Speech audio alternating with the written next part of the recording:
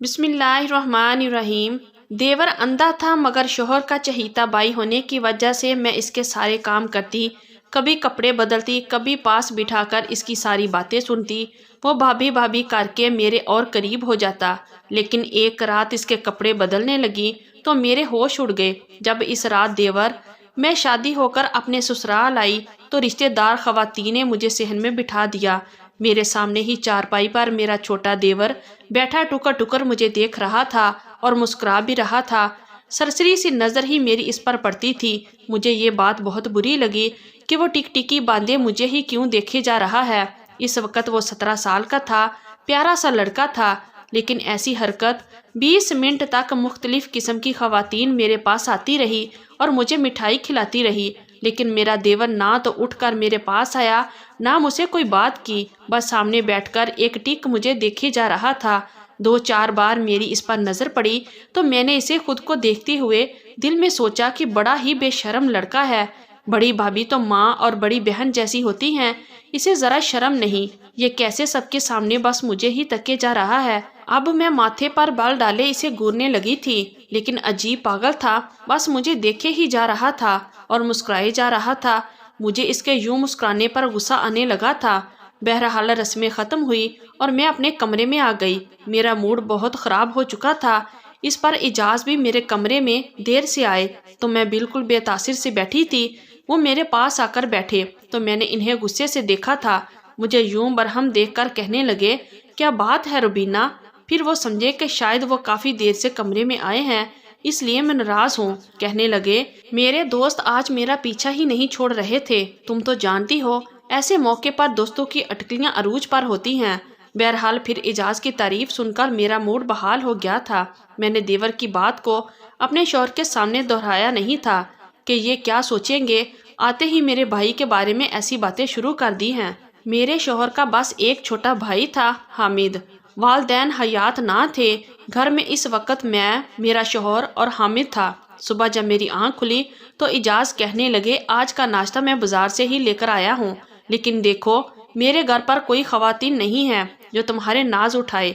वो कहने लगे कि इसलिए आज की मेहमान नवाजी तो मैंने निभा दी है, लेकिन कल से सब कुछ तुम्हें ही संभालना पड़ेगा। ये बात मैं पहले से जानती थी, इसलिए मैंने कोई भी एतराज़ नहीं किया। क्या जैसे ही मैं नाश्ता करने के लिए बाहर आई तो दस्तरखान पे मेरा देवर बैठा था। मैं इसके सामने बैठ गई। उसने मुझे सलाम किया, फिर मुझे देखकर मुस्कुराने लगा। जब इजाज़ दस्तरखान के पास आए तो मेरे बजाय हामिद के पास बैठ गए। इसकी प्लेट में चने डाले और नान तोड़कर अपने हाथ से खिलाने लगे। देखकर मुझे बड़ी हैरत हुई थी और इससे ज़्यादा हैरत मुझे ये हुई कि हामिद अब भी सामने बैठा मुझे ही देखे जा रहा था। इसे तो अपने भाई का भी लिहाज ना था और गुस्सा मुझे इजाज़ पर भी आने लगा कि वो तो इसे टोक सकते थे। और फिर ये भी मुझे अजीब लग रहा था कि इजाज़ इसे खुद क्यों खिला रहे हैं। वो 17 साल का लड़का था, क्या खुद नहीं खा सकता था? मैंने कहा, इजाज़ हामिद खुद भी खा सकता है, आप अपना नाश्ता करें। मेरी बात सुनकर वो कहने लगे, रुबीना हामिद अंधा है, देख नहीं सकता। ये सुनना था कि मेरा निवाला हाथ में ही रह गया। मैं बड़ी हैरत से इसे देखने लगी। अच्छा खासा खूबसूरत लड़का था। उसकी आंखें भी ग्रीन कलर की थी, बेहद खूबसूरत थी। मुझे ना जाने क्यों बड़ा ही दुख और अफसोस हुआ था कि उसकी आंखों में नूर नहीं था, वो देख नहीं सकता था, और मैंने ना जाने दिल में इसे कितना बुरा भला कह चुकी थी। इजाज़ के चेहरे पर रंजीदगी सी थी। कहने लगे कि हामिद बचपन से ही अंधा है, देख नहीं सकता। इसका बहुत इलाज करवाने की कोशिश की, लेकिन डॉक्टर कहते हैं कि ऑपरेशन से भी कोई फ़ायदा नहीं है। इजाज़ कहने लगे, इसके सारे काम मैं करता हूँ, लेकिन अब ये तुम्हारी जिम्मेदारी है, तुम इसे अपना छोटा भाई समझकर इसके सारे काम किया करो। मैंने कहा कि ठीक है, लेकिन मुझे बेहद अफसोस हुआ ये सुनकर। माशाल्लाह से हामिद देखने में कितना खूबसूरत है, क्या ही अच्छा होता कि ये देख भी सकता। मेरी बात पर हामिद की आंखों से आंसू छलके थे। कहने लगा, भाभी मेरी बड़ी ख्वाहिश थी कि मैं आपको देखता, लेकिन देखिए मेरी बदकिस्मती, मेरी एक ही भाभी है और मैं इसे देख भी नहीं सकता। कुछ देर पहले जो मेरे दिल में हामिद के लिए नफरत के जज्बात थे वो अब हमदर्दी में बदल चुके थे, लेकिन मेरे होश इस वक्त उड़े जब इजाज़ ने अपनी ड्यूटी ज्वाइन की। जब वो अपने काम पर जाने लगे तो मुझसे कहने लगे कि हामिद को खाना भी तुम ही हाथ से खिलाओगी اور کپڑے بھی تم پہناؤ گی۔ کھانے کا تو سن کر ٹھیک تھا، لیکن کپڑے، یہ سن کر تو میرا دماغ تھوڑا سا چکرایا تھا۔ میں نے کہا اجاز یہ غیر مناسب سی بات ہے، میں کیسے اسے کپڑے بدلوا سکتی ہوں؟ کہنے لگے کہ چھوٹے بھائیوں کی طرح سمجھو اسے یار، اب میں آفس کے کام سنبھالوں یا اسے سنبھالوں، بہرحال تم خود مینج کر لینا۔ یہ کہہ کر وہ چلے گئے۔ میں بے حد پریشان تھی، ابھی یہ سوچ رہی تھی کہ کیا کروں کیا نہیں، جب مجھے حامد کے کمرے سے پکارنے کی آوازیں آئیں۔ وہ بھابھی بھابھی کہہ کے پکار رہا تھا۔ میں اس کے کمرے میں گئی تو وہ پینٹ اور بنیان پہنے کھڑا تھا۔ کہنے لگا کہ یہ شرٹ مجھے پکڑا دے، نہ جانے بھائی نے کہاں رکھ دی ہے۔ پورے بیڈ پر ہاتھ مار مار کے دیکھ چکا ہوں، لیکن سمجھ نہیں آ رہی۔ اس کی شرٹ بیڈ کے کنارے پر لٹکی ہوئی تھی۔ میں نے وہ شرٹ اسے پکڑا دی۔ اس نے شرٹ پہن تو لی، لیکن بٹن وہ ٹیڑھے بند کر رہا تھا۔ مجبوراً مجھے ہی آگے بڑھنا پڑا۔ میں نے کہا تم چھوڑو، میں تمہیں بٹن بند کر کے دے دیتی ہوں۔ میں نے اس کی شرٹ کے بٹن بند کیے تو وہ خوش ہو گیا۔ کہنے لگا میرے بال بھی بنا دیں بھابھی۔ میں نے ڈریسنگ سے کنگا لیا اور اس کے بال بھی بنا دیے۔ پھر کہنے لگا مجھے اپنا ہاتھ دیں۔ میں نے کہا وہ کیوں؟ کہنے لگا دیں۔ تو میں نے ڈرتے ڈرتے اپنا ہاتھ اسے پکڑایا تھا۔ یہ سوچ رہی تھی کہ وہ کیوں میرا ہاتھ پکڑنا چاہتا ہے۔ اس نے ہاتھ اپنے دونوں ہاتھوں میں لیا۔ کہنے لگا آپ کا بہت بہت شکریہ۔ یہ کہہ کر اس نے میرا ہاتھ چھوڑ دیا۔ آپ کو دیکھ تو نہیں سکتا، لیکن محسوس تو کر سکتا ہوں، اس لیے آپ کا ہاتھ پکڑ کر محسوس کرنا چاہتا تھا کہ بھابھی کیسی ہوتی ہیں۔ مجھے تو ماں کی محبت بھی نصیب نہ ہوئی۔ بہت چھوٹا تھا جب میری والدہ کا انتقال ہو گیا، اور والد ابھی 2 سال پہلے ہی فوت ہوئے۔ جب تک میرے والد زندہ تھے تو وہی مجھے سنبھالتے تھے، لیکن اس کے بعد ساری ذمہ داری اجاز بھائی پر ڈل گئی، اور شادی کے بعد آپ نے بھی چند دن اچھے نہیں گزارے کہ میرا بوجھ آپ پر پڑ گیا۔ وہ بڑا افسردہ سا یہ کہہ رہا تھا۔ میں نے کہا تم کسی پر بھی بوجھ نہیں ہو، اور مجھ پر تو بالکل بھی نہیں۔ میری بات پر وہ مسکرانے لگا۔ کہنے لگا آپ بہت اچھی ہیں، میرا اتنا خیال رکھتی ہیں، لیکن جیسے جیسے وقت گزرتا گیا میرے دیور حامد کی حرکتیں کچھ عجیب سی ہونے لگی تھی۔ وہ مجھ سے بہت زیادہ بے تکلف سا ہونے لگا تھا۔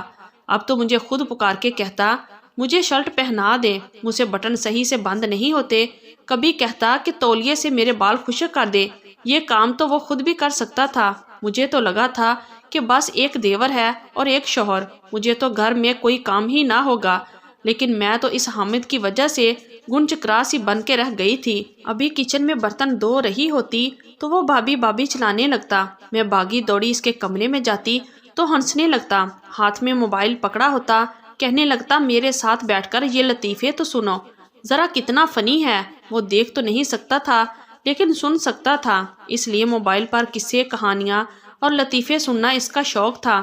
میں کہتی تم سن رہے ہو نا، خاموشی سے سنتے رہو۔ اب مجھے یہ بتاؤ کہ میں برتن دھوؤں، کھانا بناؤں، یا پھر میں تمہارے ساتھ بیٹھ کر لطیفے سنوں؟ میں نے بڑے پیار سے اسے ڈانٹا تھا اور احساس بھی دلایا تھا کہ مجھ پر بہت زیادہ ذمہ داریاں ہیں۔ وہ میری بات سن کر ہنسنے لگا۔ کہنے لگا میرے پاس بیٹھیے اور میرے ساتھ لطیفے سنا کریں، آپ کی طبیعت بھی خوش باش ہو جائے گی۔ کام کیا ہے، چھوڑے کام کو، کام بھی کبھی ختم ہوئے ہیں۔ میں اس کے برابر میں بیٹھ گئی۔ میں نے کہا اچھا چلو یہ بتاؤ، اب تمہیں بھوک لگی ہے تو کیا کھاؤ گے؟ وہ ہنسنے لگا۔ کہنے لگا آپ کا بھیجا کھاؤں گا۔ میں اٹھ کے کھڑی ہو گئی۔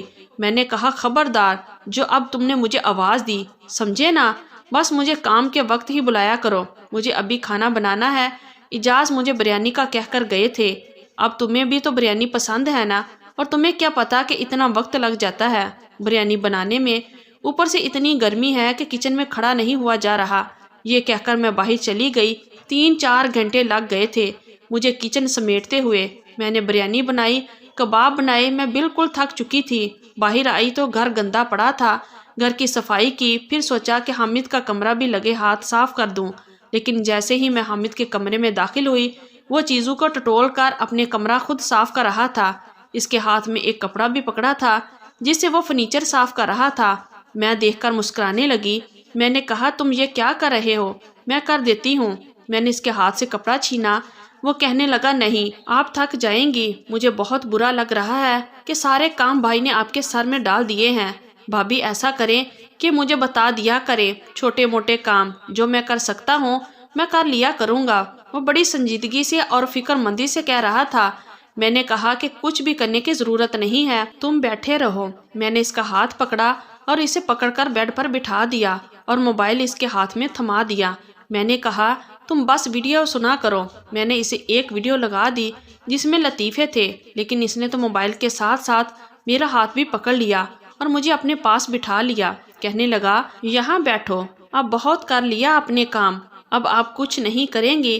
اس نے میرا ہاتھ بڑی مضبوطی سے پکڑا تھا۔ میں نے کہا حامد یہ کیا حرکت ہے، میرا ہاتھ چھوڑو، شام ہو گئی ہے اور مجھے چائے بھی بنانی ہے، تم بتاؤ چائے کے ساتھ کیا کھاؤ گے، تمہارے لیے کچھ فرائی کر دوں؟ کہنے لگا کچھ نہیں کھانا مجھے، آپ مجھے بھی اپنے ساتھ کچن میں لے کر جائیں، بس مجھے بتائیں کہ چائے کیسے بناتے ہیں۔ میں نے کہا تم میری فکر چھوڑو۔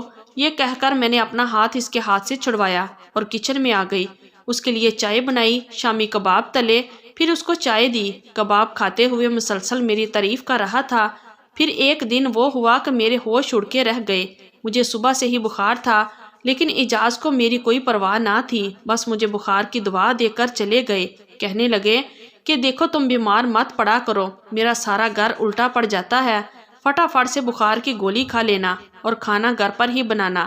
دوپہر کو بھی مجھے آفس کا بد ذائقہ کھانا کھانا پڑتا ہے اور گھر آ کر بھی میں بازار کا کھانا تو بالکل نہیں کھا سکتا۔ ان کے سامنے تو میں نے کہا کہ چلو ٹھیک ہے میں کر دوں گی، لیکن بخار کی دوا کھانے کے باوجود میرا بخار کم نہیں ہو رہا تھا۔ شاید میرے گلے میں انفیکشن ہو گیا تھا، گلے میں بھی شدید درد تھی اور میرا بخار کم ہونے کی بجائے بڑھنے لگا۔ میں اپنے کمرے میں بے سودہ لیٹی ہوئی تھی جب کمرے پر دستک ہوئی اور پھر دروازہ کھلا۔ حامد سامنے کھڑا تھا۔ میں نے بہت مشکل سے اپنی آنکھیں کھول کر اسے دیکھا تھا۔ وہ اپنی اسٹک کی مدد سے چلتا ہوا میرے پاس آیا۔ بھابھی آپ کو کیا ہوا ہے؟ آپ نے ابھی تک میرا ناشتہ بھی نہیں بنایا، مجھے بہت شدید بھوک لگی ہے۔ میں نے کہا میری طبیعت ٹھیک نہیں ہے، مجھے بخار ہے۔ یہ سن کر وہ پریشان ہو گیا۔ میں نے کہا مجھ سے بالکل بھی اٹھا نہیں جا رہا، میں کیسے تمہارا ناشتہ بناؤں گی؟ وہ کہنے لگا کیا آپ نے بھی ناشتہ نہیں کیا؟ میں نے کہا کہ نہیں، میری ہمت نہیں ہے کہ میں اٹھ کے ناشتہ بناؤں۔ ایسا کرو تم اعجاز کو فون کر دو، اسے کہو کہ جلدی گھر آ جائے، مجھ سے کچھ بھی نہیں ہو رہا۔ میری بات سن کر وہ کمرے سے باہر چلا گیا۔ کچھ ہی دیر بعد اس کے چیخنے چلانے کی آواز آنے لگی۔ وہ سن کر میں یک دم بیڈ پر اٹھ کر بیٹھ گئی۔ اپنی بخار کو خاطر میں لاتے ہوئے میں جلدی سے کمرے سے باہر آئی۔ چیخنے کی آوازیں کچن سے آ رہی تھی۔ جب میں نے کچن میں آئی تو میرے ہوش اڑ کے رہ گئے۔ اس کے کپڑوں پر آگ لگی ہوئی تھی۔ میں نے فٹافٹ سے صحن میں رسی پر ٹنگے تولیے کو اتارا اور فٹافٹ سے حامد کی شرٹ پر لگی آگ بجھانے لگی، لیکن اس وقت تک اس کا پیٹ اور بازو جل چکا تھا۔ وہ چلائے جا رہا تھا۔ میں نے کہا تم کیا کرنے لگے تھے کچن میں؟ کہنے لگا میں آپ کے لیے چائے بنانے گیا تھا۔ وہ تڑپے جا رہا تھا، روئے جا رہا تھا۔ کہنے لگا مجھے کیا پتا تھا کہ آگ لگ جائے گی۔ میں نے جلدی سے اعجاز کو فون کیا کہ حامد تو یوں تڑپ رہا تھا کہ جیسے اسے یہ تکلیف برداشت نہیں ہو رہی ہو۔ اس کے پیٹ اور سینہ گوشت تک جل گیا تھا، وہ تڑپی جا رہا تھا۔ اعجاز کو جب پتا چلا تو وہ بھاگے دوڑے گھر آئے تھے۔ حامد کا پیٹ اور سینہ کافی حد تک جل چکا تھا، وہ روئے جا رہا تھا۔ اعجاز اسے ڈاکٹر کے پاس لے گئے۔ میں گھر پر ہی تھی اور پریشان تھی کہ جب مجھے اعجاز کا فون آیا، میں نے فوراً سے فون اٹھایا۔ میں نے پوچھا کہ حامد کیسا ہے؟ وہ کہنے لگے اس کا پیٹ اور سینہ بری طرح سے متاثر ہوا ہے، میں نے تمہیں کہا بھی تھا کہ اس کا خیال رکھا کرو۔ یہ کہہ کر اعجاز رونے لگے، کہنے لگے مجھے بہت فکر ہو رہی ہے، اس کی اس سے تکلیف برداشت نہیں ہو رہی، وہ بری طرح سے چلائے جا رہا ہے۔ میں نے کہا مجھے بخار تھا، مجھے کیا معلوم کہ وہ کب کچن میں چلا گیا؟ آنسو تو میرے بھی بہہ رہے تھے۔ اعجاز کہنے لگے کہ میں ہاسپٹل میں ہی رہوں گا، تو میرا انتظار مت کرنا۔ میں نے کہا کہ ٹھیک ہے۔ مجھے لگا کہ صبح تک حامد کو فاقہ ہو جائے گا، وہ ٹھیک ہو جائے گا، پھر گھر آ جائے گا، میں اس کا بہت خیال رکھوں گی، وہ چند ہی دنوں میں بلا چنگا ہو جائے گا۔ لیکن جو خبر مجھے صبح سننے کو ملی، میرے ہوش اڑ کے رہ گئے تھے۔ اعجاز نے کہا کہ حامد ہم میں نہیں رہا۔ یہ سننا تھا کہ میں رونے لگی۔ میں نے کہا اعجاز یہ آپ کیا کہہ رہے ہیں؟ اس کو بس ذرا سی آگ ہی تو لگی تھی، اسے کیسے کچھ ہو سکتا ہے؟ وہ کیسے مر سکتا ہے؟ میں روئے جا رہی تھی، رو تو اعجاز بھی رہے تھے۔ کہنے لگے آگ اس کے دل تک پہنچ چکی تھی، بہت کوشش کی ڈاکٹرز نے کہ وہ بچ جائے، لیکن اسے تکلیف سہی نہیں جا رہی تھی۔ پوری رات میرا بھائی درد سے روتا رہا تھا، میرا ہاتھ پکڑے یہی کہتا رہا بھائی میں مرنا نہیں چاہتا، مجھے جینا ہے، مجھے بچا لو، ابھی تو بہن جیسی بھابھی ملی ہے مجھے، لیکن وہ جا چکا تھا۔ یہ ہم دونوں میاں بیوی کے لیے بہت بڑا صدمہ تھا۔ مجھے اکثر گھر میں حامد کی بھابھی بھابھی پکارنے کی آوازیں آتی تھی۔ میں بھاگ کر اس کے کمرے میں جاتی تو خالی کمرہ دیکھ کر میں پھوٹ پھوٹ کے رونے لگتی۔ مجھے لگتا ہے کہ وہ ہنس رہا ہے، کہہ رہا ہے کہ بھابھی چھوڑے سارے کام میرے پاس آ کر بیٹھے۔ میں آپ کو لطیفہ سناتا ہوں۔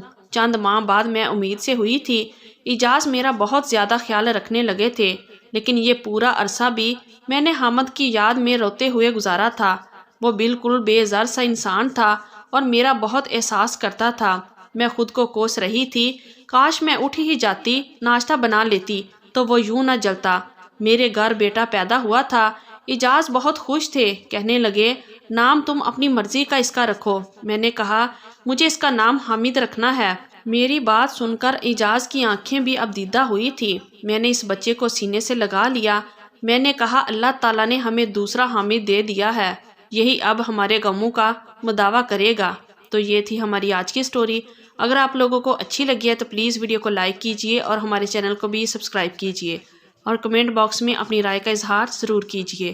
شکریہ، اللہ حافظ۔